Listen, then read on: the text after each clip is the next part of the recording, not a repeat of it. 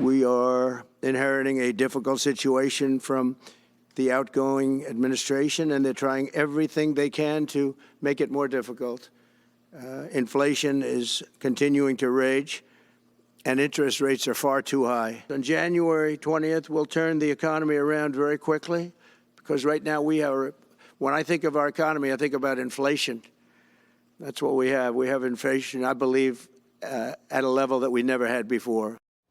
All right. Very interesting that he would say that, and I think very realistic. Joining us now to talk about it, Tony Antoni, economist at the Heritage Foundation and Unleash Prosperity, and the great Art Laffer, former Reagan economist and co-author of The Trump Economic Miracle with Steve Moore. Gentlemen, welcome.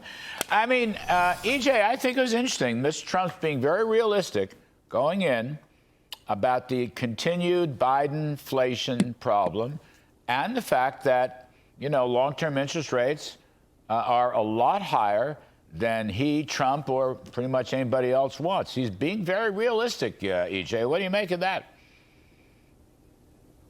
Larry, I think that's absolutely right. He's being very realistic in his assessment of the situation. You know, we had a Treasury auction today that had the highest yields in well over a decade, and that's despite the fact that the Fed has cut 100 basis points recently. So clearly, you know, we have some difficulties here in terms of credit markets. And we should point out that both the inflation that Trump referenced as well as the high interest rates are due to the same thing, which is the overspending that we've seen under the Biden administration. They have racked up over $8 trillion in debt. But let's also remember that they've run down the Treasury's cash balance by about $1 trillion as well. So their net overspending, if you will, is over $9.5 trillion. I mean, that's a quarter of the entire national debt.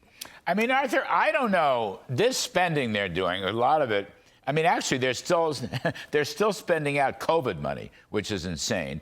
They're also still spending out the misnamed Inflation Reduction Act money.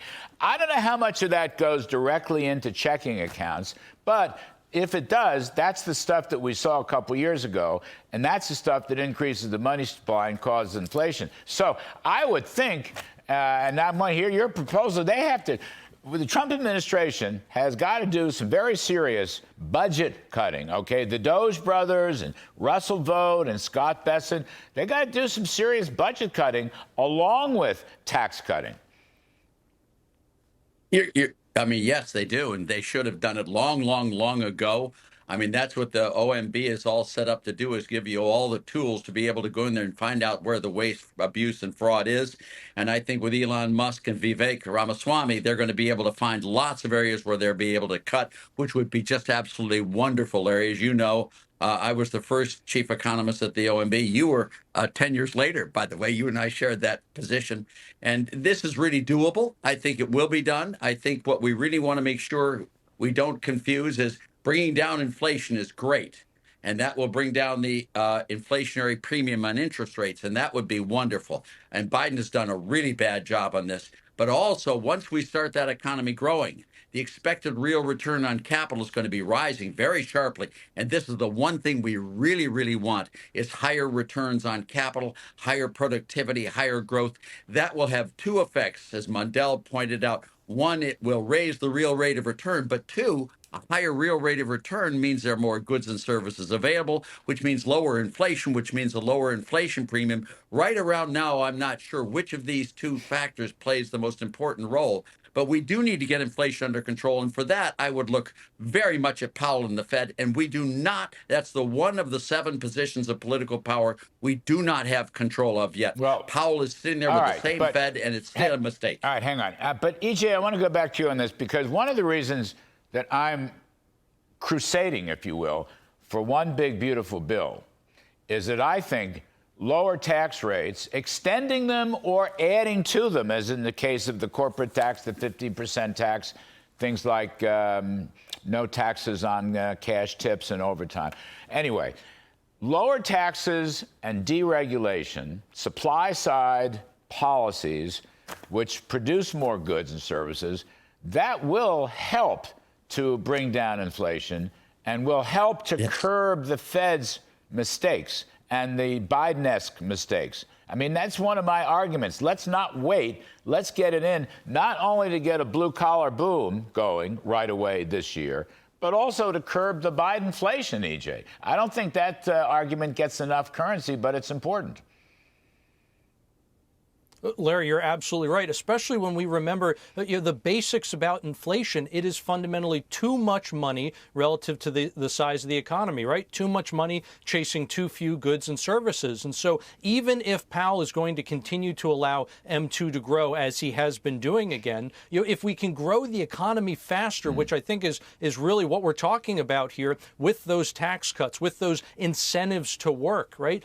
Dr. Laffer has talked countless times about how tax on income, if you tax it, you're going to get less of it. This is providing a disincentive to work. And so if you can lower those taxes or get rid of them entirely with things like no tax on tip and no tax on overtime, then you will get more of those things. You will get a more productive economy, a more productive labor force. The economy will grow. And if you grow it faster than the money supply, you will bring down inflation. Absolutely. And I think this is also a key reason why the president is pushing so hard for an increase in energy production, because that will also grow the economy, except that on top of that, you kind of get a double payout here, if you will, because it's also going to bring down prices throughout the economy. Right. Energy is a ubiquitous Right. input for all goods and services. You Permeates bring the down whole those economy. prices, Yeah, you bring down permeates the whole prices economy. everywhere. Arthur, I got a minute left, but I want to get this in. Larry Lindsay writing today, brilliant Larry Lindsay. We import, United States imports about $5 trillion a year, $5 trillion. If you have a 10% ring around the collar, to use Mr. Trump's phrase, 10% universal tariff. The Washington Post article yesterday, the day before, was fake news. But if you go with a 10%, that's $500 billion a year. All right, okay? Let's assume the tax cuts go through and the deregulation and the energy. I don't see a problem here. I don't see an inflation issue. Europe has a 20% value-added tax, 10% baseline tariff. That'll give you $500 billion a year. That'll pay for a lot of tax cuts, Art Laffer. It might even go beyond what they got. I don't think people have factored in Mr. Trump's determination to work the tariffs as part of his America First economy. What you think? That's true. And if you go back prior to 1913, tariffs were the primary revenue source for the United States, Larry. They can be a large source of revenues here as well. They can be. They have to be broad-based. They can't be discriminatory or protective or that type of stuff.